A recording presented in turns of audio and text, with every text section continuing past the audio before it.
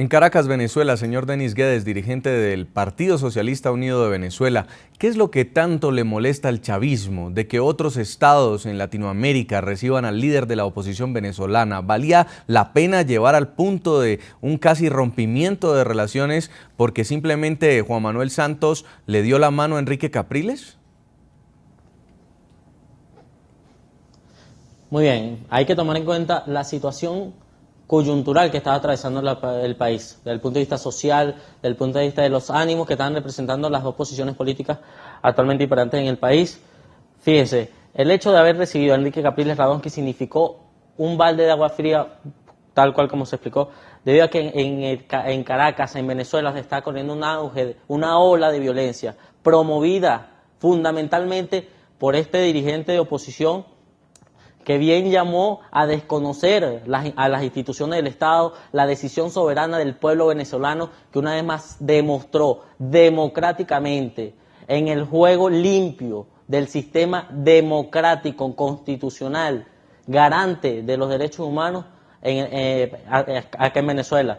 El hecho de una persona desconocer todo esto, llamar a la violencia, de desconocer ampliamente el régimen constitucional y democrático del país, causando una desestabilización concreta, y haya sido recibido por el gobierno o por el presidente Santos, generó un clima álgido en las relaciones bilaterales, fundamentado en esa vicisitud que está atravesando la población venezolana, sí, donde surgieron 10 muertos, donde esa violencia llamada por Enrique Capriles Radonsky, quien dicho sea de paso generó la muerte de 2 integrantes, 2 camaradas de la juventud del partido, dentro de esos 10 muertos representó una bofetada concreta a las relaciones que se venían manejando, cuando el encuentro concreto del presidente y comandante eterno, sí, Hugo Chávez, con el presidente Santos, había generado un clima de mejoras en las relaciones bilaterales. Nosotros consideramos que creemos en la autodeterminación de los pueblos, y consideramos que fue un hecho propio del presidente Santos, más repudiamos en esos momentos el caos que está viviendo Venezuela a través de la violencia promovida por este, sí, señor, y fue recibido allá por el presidente Santos. Permítame también conocer la posición del senador Benedetti.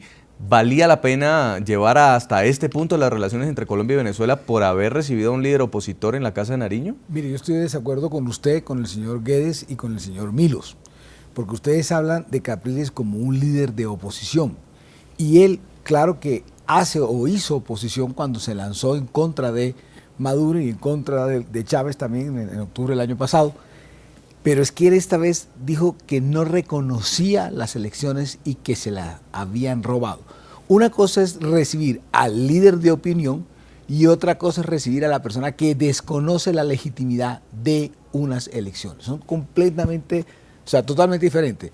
Cuando el señor Milos se refiere a que cómo reciben a Piedad Córdoba es una opositora, y en este país se le han dado todas las garantías realmente para que sea opositora, pero ella muchas veces lo que cuestiona es de pronto el modelo económico, de pronto el modelo que tenemos como Estado o nación, pero nunca se le ocurrió decir que el presidente Santos se robó las elecciones, o es ilegítimo y que no lo reconoce como presidente. Son dos cosas totalmente diferentes.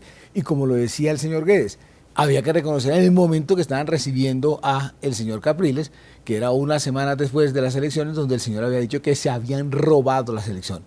Luego, no estaba en ningún momento recibiendo a ningún líder de oposición, estaban recibiendo a un señor que no reconocía a Maduro como presidente. Entonces, ¿por qué el presidente Santos se había ido a una posesión del señor Maduro para reconocerlo como presidente y lo acompañó en su posesión? ¿Para qué unas semanas después usted tenía que recibir al señor que dice que se robó esa posesión? Para usted fue un error de Santos. Fue un error total de Santos, que aquí en Colombia se sabe que quien promovió esa reunión es Miguel Silva, que es disque asesor presidencial y al mismo tiempo fue también asesor de Capriles en la campaña. Él fue el que promovió esa bendita reunión. Y sí, para redondear otra cosa que había dicho el doctor Milos, el señor Milos, en el sentido de que él no le gusta que el chantaje que si las cosas no están bien con Venezuela, entonces la paz no funciona. Yo en ningún momento he querido decir que esa debe ser lo correcto o no lo correcto. Yo lo hago a manera de descripción, solamente a manera de descripción digo que todos sabemos que la paz pasa por el señor Maduro en este momento, por Venezuela, y el presidente Santos siempre tuvo que haber medido muchísimo que si la paz pasó o iba a pasar otra vez por el señor Maduro, pues no podía arriesgarse a esa reunión, que esa reunión tonta pusiera en entredicho el proceso de paz. No había por qué hacerlo. Embajador Alcalay, ¿usted piensa que no es lo mismo haber recibido a Enrique Capriles en las circunstancias que vivía ese momento el país? ¿Por eso dejó de ser el líder de la oposición? Tengo entendido que legalmente fueron impugnadas las elecciones. Mire, yo quedo sorprendido, con todo respeto, porque he seguido la trayectoria del senador Benedetti, presidente del Senado, de la Cámara, pero decir que lo que ni siquiera el gobierno dice, que Capriles no es líder de la oposición, es la primera vez que escucho tamaña desproporción. Con el debido respeto, Capriles, le guste o no le guste su posición, es el líder de la oposición en estos momentos. En segundo lugar, lo que él ha planteado, dentro de las cifras que tiene, es que se haga una auditoría para que se pueda llevar adelante quién de los dos tiene razón.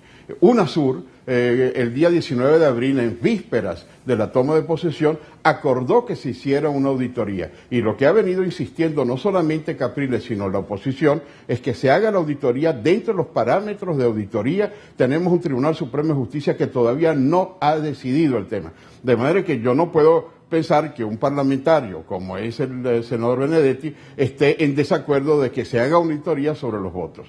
Y finalmente, yo también estoy en desacuerdo. La paz en Colombia pasa por los colombianos y ojalá nuestro deseo de todos es apoyar a los colombianos, pero nosotros no podemos pensar que sea Maduro el artífice o el factor de paz. Lo que tendría que hacer, y por eso es que Uribe con mucha certeza definió que Venezuela no podía ser el trampolín de la FARC y del ELN. Sí. Ese es un territorio que no puede ser utilizado, sino que debe negociarse en Colombia por los colombianos en la forma que se viene realizando en La Habana o otro mecanismo que los propios colombianos determinan. Una reacción rápida, señor Benedetti. A ver, lo primero que hay que decir es que yo no me he opuesto a que exista una auditoría de los votos. Eso, como lo dice el doctor Milos, sería incapaz de proponer que no haya una auditoría de los votos.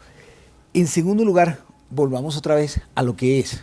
Claro que la paz depende de nosotros. El señor Milos habla ahora de Uribe. Uribe fue el que se inventó a Chávez como misionero de la paz, como una persona que hiciera el puente con la FARC. El mismo presidente Uribe le delegó a Chávez esa bendita función. Y le repito, no importa si nos gusta o no nos gusta. Lo que le quiero significar es que la paz ha pasado por las manos de Venezuela. No me importa si a alguien le gusta, si cree que debe ser así, si la historia no se debió haber escrito así. No me importa. Aquí en Colombia todos sabemos que quien hizo los contactos con los jefes de la FARC fue Venezuela, que quien los transporta y los ha transportado ha sido Venezuela, y que en este momento ahora que se están negociando los 5 puntos, Venezuela es un factor importante. No me importa si les gusta o no les gusta, si hay chantaje, esa es la bendita realidad y eso es lo que importa. Ustedes, nuestros televidentes, sigan opinando a propósito de nuestro tema de hoy. Les planteamos una pregunta. ¿Los presidentes de América Latina deben renunciar a encuentros con líderes de la oposición venezolana para no entorpecer las relaciones con Nicolás Maduro? Leemos los mensajes de los televidentes que nos escriben a esta hora. En Twitter, Rodrigo Noguera dice: es un acto de democracia dialogar con la oposición independientemente del país. También nos escribe Sandra Godoy, dice: política internacional de avanzada. Si te metes con ese niño que me molesta, ya no eres mi amigo. Y nos escribe también Álvaro Muñoz y dice: eso es lo último que deberían hacer. Los verdaderos demócratas tienen que seguir recibiendo a la oposición venezolana. Nosotros vamos a una pausa, ya regresamos para hablar justamente del papel de Venezuela dentro del proceso de paz y la influencia que tuvo esta rencilla diplomática en los diálogos que se adelantan en La Habana. Ya regresamos con La Noche.